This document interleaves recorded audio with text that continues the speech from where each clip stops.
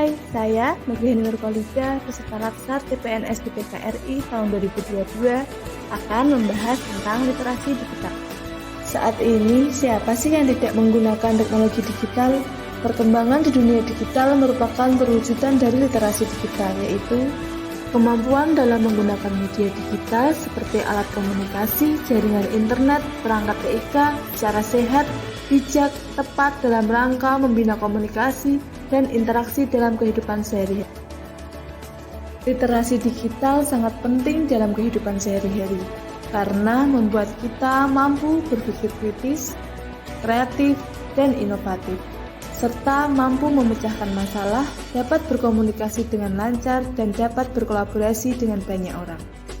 Untuk mengukur tingkat kompetensi kognitif dan efektif masyarakat dalam menguasai teknologi digital, kita perlu memahami 4 pilar literasi digital, yang terdiri dari digital skill atau kecakapan digital, digital culture atau budaya digital, digital safety atau keamanan digital, dan digital ethic atau etika digital. Digital skill, kemampuan dan kecakapan dalam menggunakan, memanfaatkan piranti TIK dan sistem operasi digital dalam kehidupan sehari-hari. Contoh penerapan digital skill pada lingkungan BPKRI, salah satunya di BPK Perwakilan Maluku Utara, yaitu aplikasi Kelola Tugas. Kelola Tugas adalah aplikasi berbasis web yang berfungsi untuk mengelola pekerjaan dari tahap perencanaan, pelaksanaan, sampai dengan pelaporan. Pada masa pandemi COVID-19, dibutuhkan aplikasi yang dapat menunjang pelaksanaan work from home agar pekerjaan-pekerjaan yang dilaksanakan oleh pegawai dapat tersimpan lebih sistematis. Adapun fitur-fitur yang dikembangkan pada aplikasi Kelola Tugas, diantaranya adalah menu presensi online, aktivitas harian, rencana atau realisasi WFO, dan assessment risk COVID-19. Dengan adanya presensi tersebut, diharapkan dapat meningkatkan disiplin ASN pada masa pandemi COVID-19 di lingkungan BPKRI. Digital kultur, kemampuan membiasakan dan membangun wawasan kebangsaan, penerapan nilai-nilai Pancasila, dan Bhinneka Tunggal Ika dalam kehidupan sehari-hari di ruang digital. Contoh digital kultur yaitu penggunaan Zoom Meeting dalam melaksanakan rapat, pembelajaran diklat, berbagai seminar, dan silaturahmi tanpa harus bertemu sehingga dapat mencegah terjadinya kerumunan dan mencegah penularan COVID-19. Zoom Meeting ini menjadi kebiasaan baru di era digitalisasi dalam menghadapi pandemi COVID-19. Digital safety, yaitu kemampuan dan kesadaran memproteksi atau melindungi data pribadi dan keamanan digital dalam kehidupan sehari-hari. Sebagai ASN yang cakap digital, jangan berbagi informasi yang bersifat rahasia.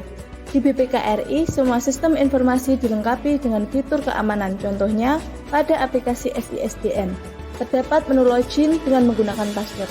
Jangan lupa ya, password harus dibuat sesulit mungkin agar tidak mudah dilihat. Digital ethics adalah kemampuan untuk menyadari, mencontoh, menyesuaikan diri, merasionalkan, mempertimbangkan, dan mengembangkan tata kelola etika digital dalam kehidupan sehari-hari. Sebagai ASN, kita diharapkan untuk menerapkan etika digital dalam berinteraksi dengan masyarakat di internet.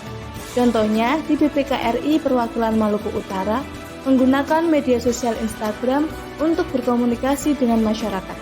Informasi yang diberikan berupa ucapan selamat pada hari-hari nasional, kegiatan bakti sosial, dan berbagai informasi mewujudkan zona integritas. Adapun digital etik lainnya yaitu meliputi yang pertama mengenai etika dalam berkomunikasi. Penggunaan etika dalam berkomunikasi cenderung sering dilupakan. Hal ini dibuktikan dengan masih banyaknya kata-kata kasar yang kerap kali muncul pada saat melakukan percakapan melalui media sosial, entah itu disengaja ataupun tidak disengaja. Alangkah baiknya apabila sedang melakukan komunikasi pada jaringan internet, kita bisa menggunakan bahasa yang baik dan sopan. Yang kedua, hindari penyebaran isu sara dan hal negatif lainnya. Alangkah baiknya jika kita tidak menyebarkan informasi yang mengandung isu sara suku, agama, dan ras, serta hal negatif lainnya pada jejaring sosial. Nah, biasakan untuk menyebarkan hal-hal yang bermanfaat dan tidak menimbulkan konflik antar sesama. Selanjutnya, cross-check kebenaran berita. Pengguna media sosial harus lebih cerdas dalam menangkap sebuah informasi. Apabila Anda ingin menyebarkan informasi tersebut, alangkah baiknya jika Anda melakukan cross-check terlebih dahulu atas kebenaran dari informasi tersebut. Yang keempat, menghargai hasil karya orang lain.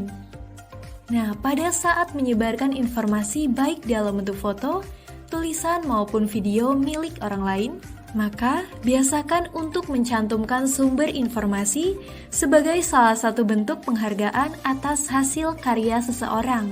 Dan jangan membiasakan diri untuk serta-merta meng-copy paste tanpa mencantumkan sumber dari informasi tersebut.